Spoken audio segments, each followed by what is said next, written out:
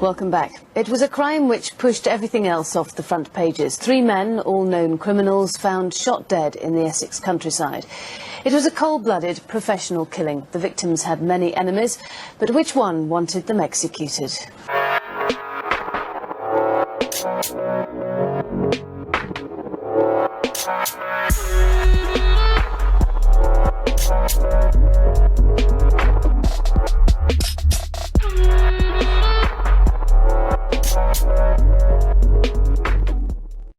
And welcome back to a new video on the Essex Boys case. As always, if you are enjoying the content, please do give the video a thumbs up. And if you're interested in the Essex Boys case, or simply true crime in general, don't forget to hit the subscribe button below. Okay, now this video is going to be a little bit different compared to what we would do normally. It's going to be a little bit more off the cuff, so to speak. And really it's just come about from an idea I had this morning regarding the motive for these murders, the motive for the murders of Tucker, Tate and Rolfe. Now this is a big point for a lot of people who look into this case. Many people who have read, the police statements or even just the general story behind the deaths of Tucker, Tate and Rolfe. Many people will say, well, really, was there a strong enough motive? Was there a strong enough motive there for Steele to want Tucker, Tate and Rolfe killed? And for a lot of people, the motive just simply isn't there, or it simply isn't strong enough to warrant the execution of these 3 individuals.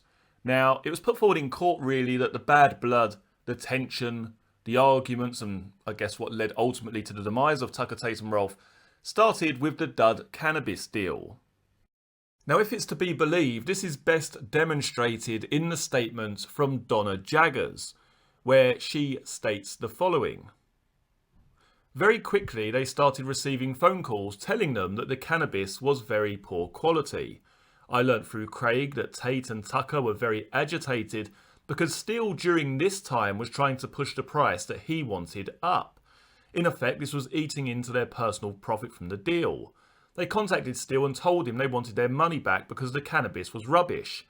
Steele didn't want to take it back. Tate and Tucker then started putting real pressure on Steele to recover the money. By pressure, I mean through intimidation. I cannot say exactly what they did because I do not know. But I recall hearing conversations they had with Steele on the phone where they were ranting and raving at one another and pacing up and down. I understand that Steele finally agreed to return the cannabis and get their money back for them. Tate, in a fit of temper about the whole affair, smashed each slab before it was returned. Steele had told them that a parcel the same size had been picked up by mistake, and that's how the problem had come about. I'm not certain, but I think that on this occasion, Steele had to collect the cannabis from Tucker's home address in order to return it. Steele arranged to hand the money back to them on the continent. He was going to return the goods to his suppliers and then take the money to a pre-arranged location where he was to meet Craig, Tucker and Tate. So at this point in time, I think it's fair to say that there would have at least been some, friction or ill feeling between Tucker, Tate and Rolfe and Michael Steele. Where this also gets a little bit deeper for Michael Steele is the fact that he was almost caught bringing in that exact load from Holland. Now, this is something that I don't believe had happened up until this point after his release from prison, after he had gone back to smuggling or his smuggling ways with Jack Womes. So in the back of Michael Steele's mind there has to be this idea that someone had possibly tipped them off, that they were going to be at a certain place, they were bringing stuff over. And this would have been, a little bit of a concern for Michael Steele. And interestingly, it's put forward that this coincided with Pat Tate smashing up Tony Tucker's Porsche when he was drunk or high on drugs, whichever it was. He got put in the cells, and when he came out and Craig Rolfe and Donna Jaggers picked him up in the Range Rover, I believe it was, Tate already knew that Steele had been arrested or had been taken in for questioning. He basically he knew that he'd been pulled in, that he'd been caught almost with this gear. And the first thing that Tate did was call up Jackie Street to see if the gear was safe. And I think in the back of Michael Steele's mind was, how exactly did Tate know that? Tate was in prison at the time, not in prison, but he was in custody at the time. How did Tate know that Michael Steele had nearly been caught? So there would have been a little bit of distrust there building. We have that instance, then we have it all going wrong, consequently with the actual load itself being a load of rubbish. You can imagine the tension between these three individuals and Michael Steele, the anger, the cross words being spoken on the phone, the threats of violence or whatever it is. We need our money back. I've got investors. They're going to do this. And then to top it all off, Tate smashes a whole load of stuff before it's sent back. Now, still at this point, I don't believe that we have a pure motive for murder or enough of a motive for murder. We've got to remember that this is a very, very incredibly serious event. This is life-changing. Your chances of actually getting away with murder are incredibly slim. So what else could have caused this? Then I think we need to look, I guess, at the next big event. It's almost like a perfect storm. This is how I'm envisioning it in my mind, if there is a real motive for the murder here. Because then we have the death of Leah Betts on the 16th of November 1995. I can't remember how old I was, 9 or 10 at the time. But even I remember it being all over the news, all over the newspapers, every front page, every headline news bulletin on the TV. And this might sound weird, but it's actually the thing that stopped me ever taking drugs. Being that young and seeing this person with tubes hanging out of them left, right and centre and, look at what drugs do, all this sort of stuff. I never ever pursued drugs. And it sounds a bit pathetic, possibly, but I never pursued it because of what was drilled into me at such a young age of this is what can happen, and albeit it turned out it wasn't actually the drug in the end that killed her, but I always remember it having a massive effect on me, as a child. So this just goes to show how mainstream this event was. This was everywhere, as I say, every newspaper article, every TV bulletin, probably on the radio as well. It was really drilled into people that there's this massive issue, this massive crisis, this danger that was lurking in the clubs during that time period.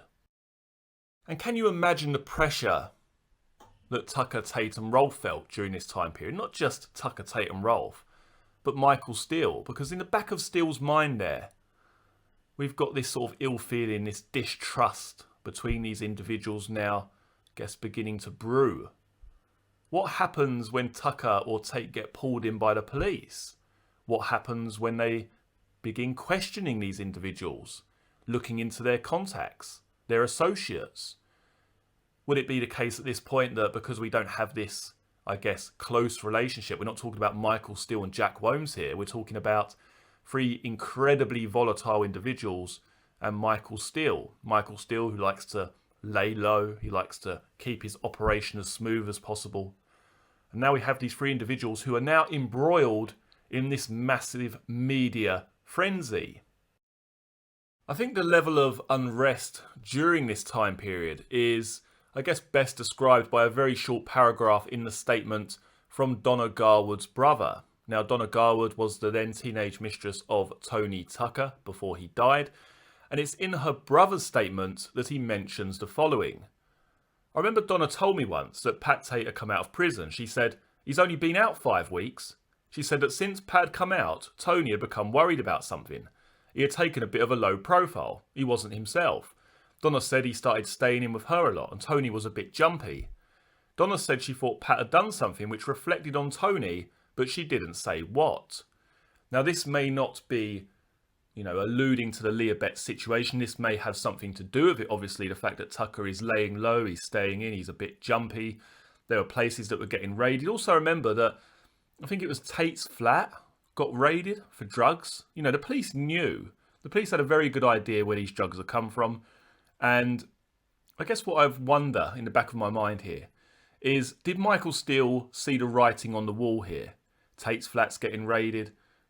Tucker runs all these doormen. They know exactly who supplied these tablets.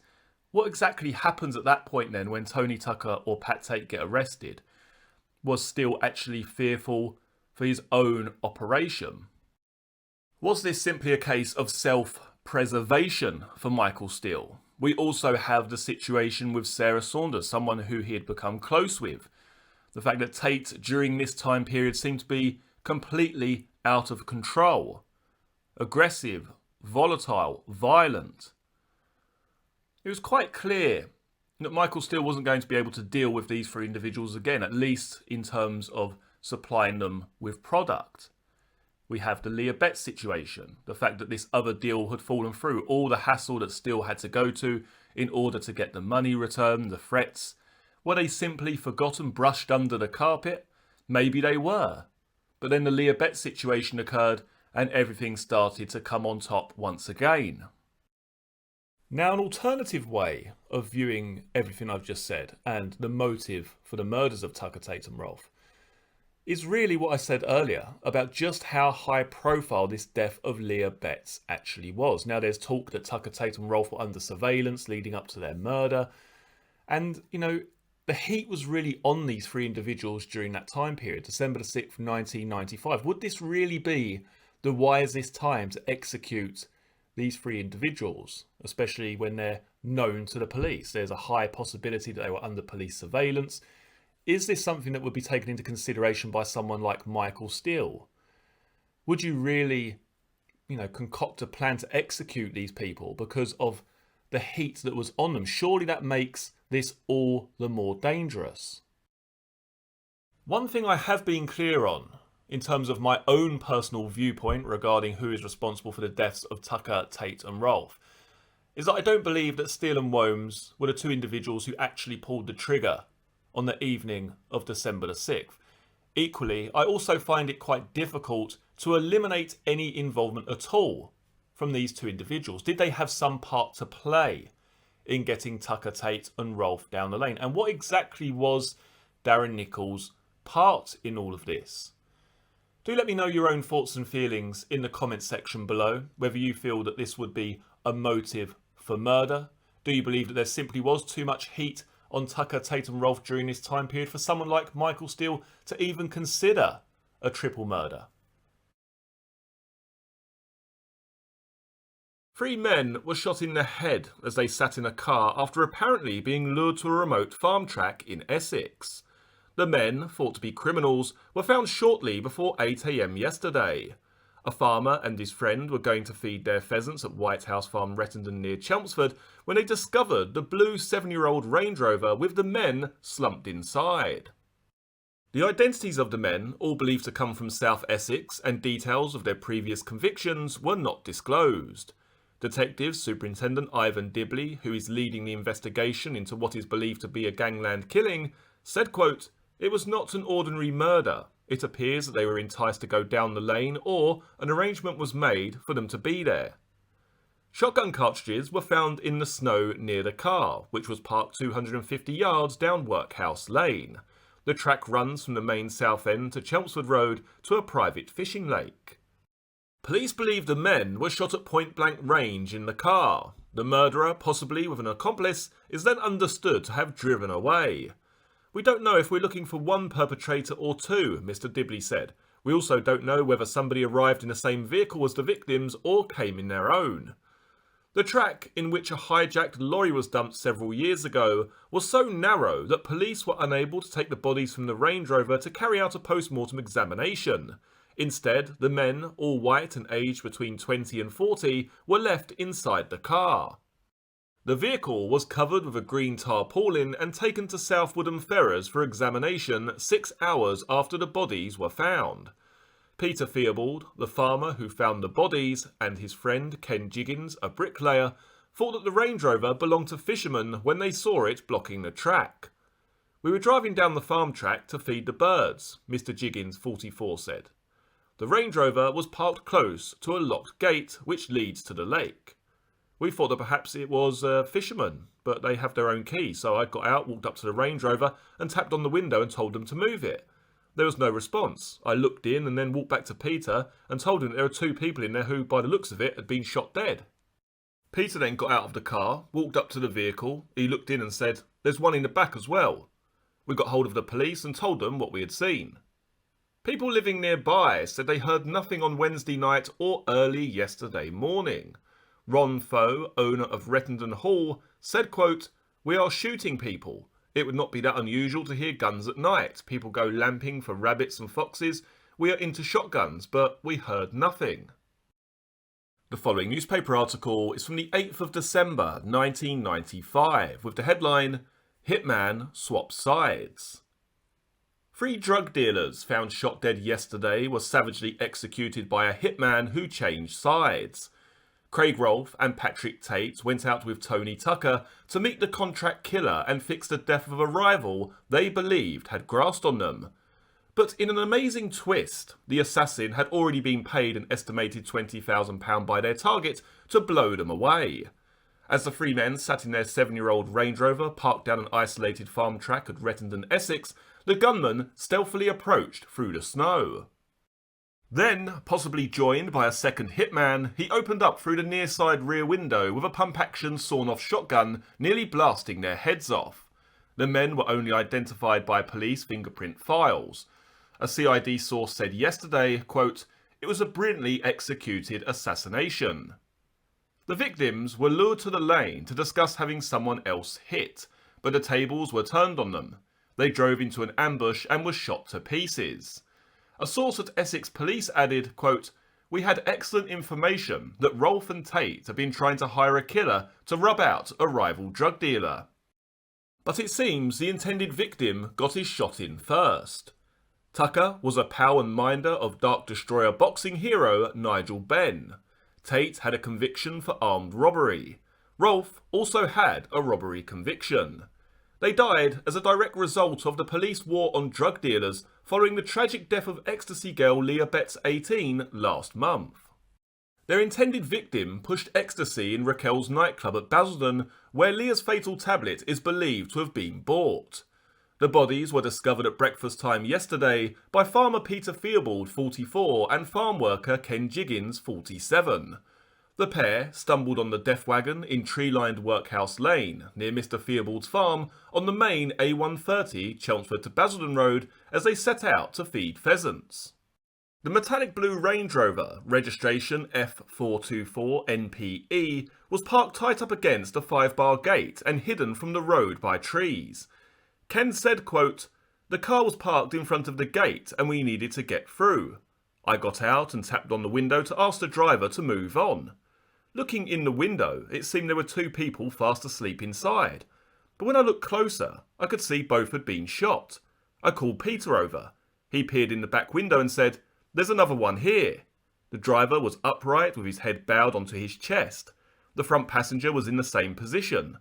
But the man in the back was slumped sideways. There was blood around his chin, which spilled onto his chest." Last night, murder police battled against cruel weather to save desperately needed clues in the snow. They feared they would lose possible tyre and footprints if a thaw set in.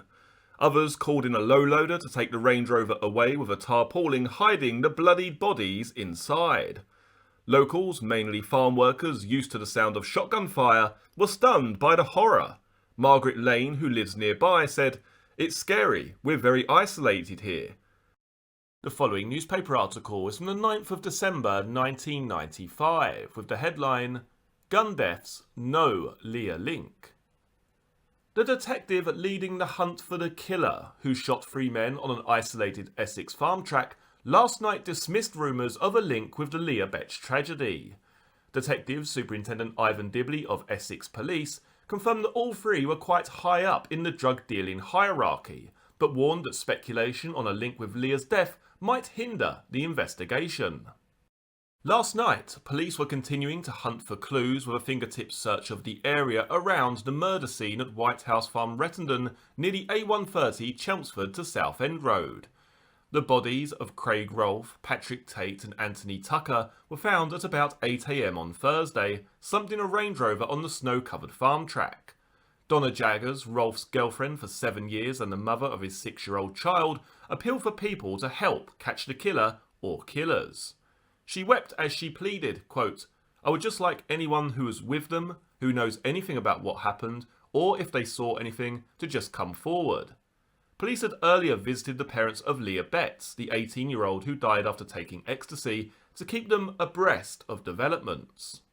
But after intense media speculation that the triple killing might be linked with Leah's death, Detective Superintendent Dibley said, quote, "At this moment in time, there is nothing to suggest that these men distributed drugs to Leah Betts or her associates." All 3 men, he said, were well known to the police, having been convicted of armed robbery, vehicle theft and other offences, and although none of them had been convicted for drug offences, all were known to be quite high up in dealing in all kinds of substances.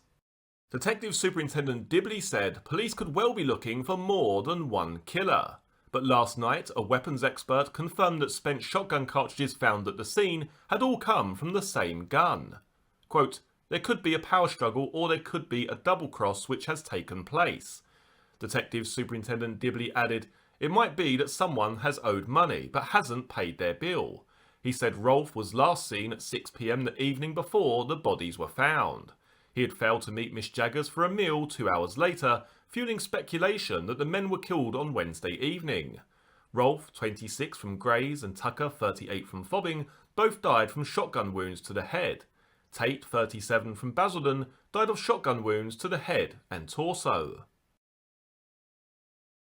If you would like to learn more about the Range Rover murders, then click on the video in front of you now. You will also see the Essex Boys playlist, which has all of the videos concerning this case in one convenient folder. Many thanks for joining me for this video. I look forward to seeing you all again for the next one. Take care. Cheers.